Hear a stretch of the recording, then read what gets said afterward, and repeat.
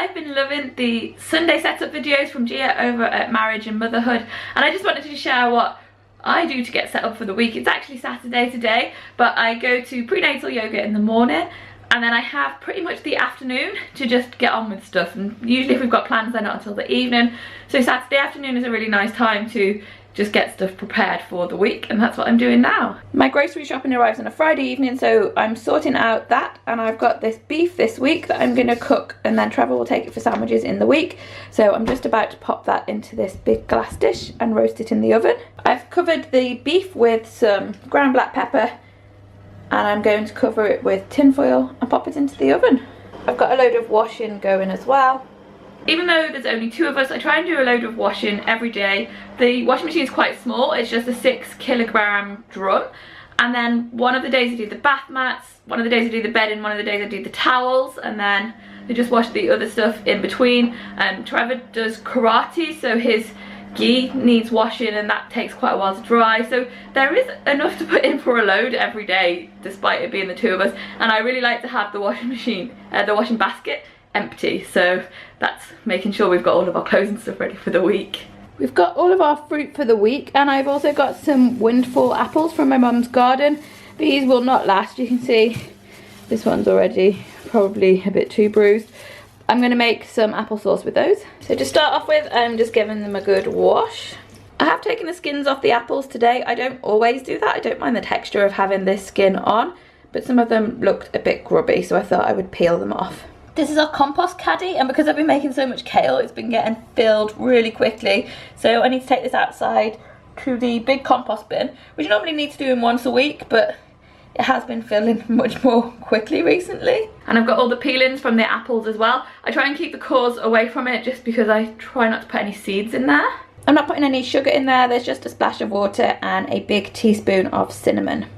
I'm also going to refill my washing up liquid. I think I'll just give this a bit of a wipe down, it looks a bit sticky.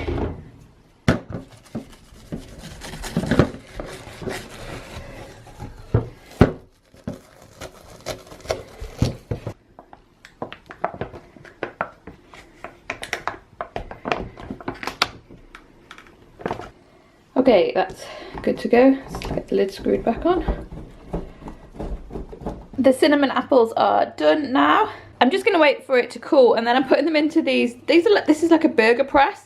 I put them into those in the freezer because they stack up so they don't take up too much space, and then I can just pop one off and I put them into the porridge in the week, and we have apple cinnamon porridge.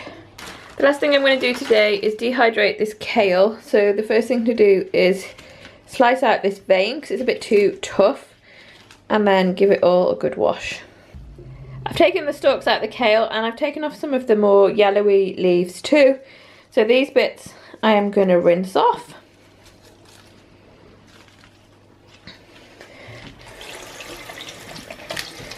It depends where you get your kale from, like how much cleaning it actually needs. I find the Morrison's one to be a bit dirtier than the Waitrose one.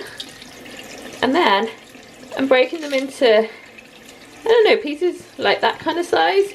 That makes a good size, that one's a little bit small, that makes a good size crisp.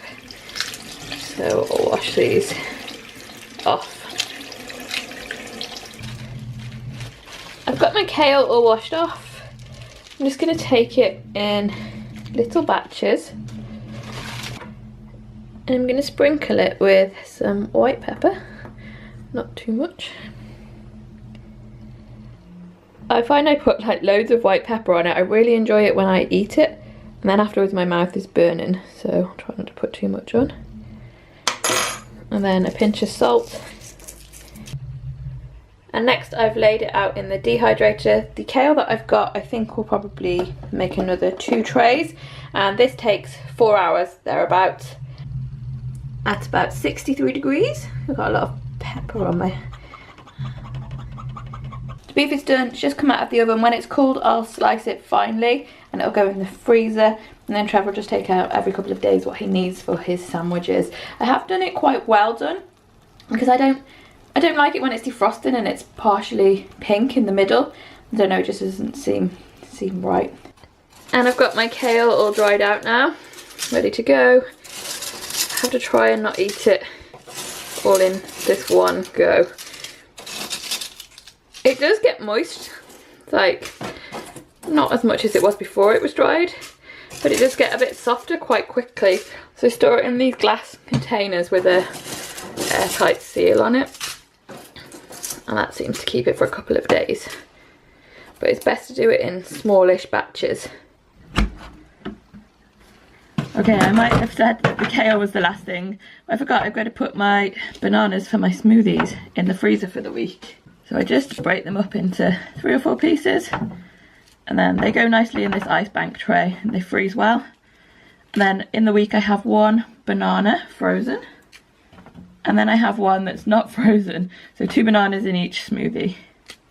And that's everything for this week. Thanks for watching, guys. See you soon.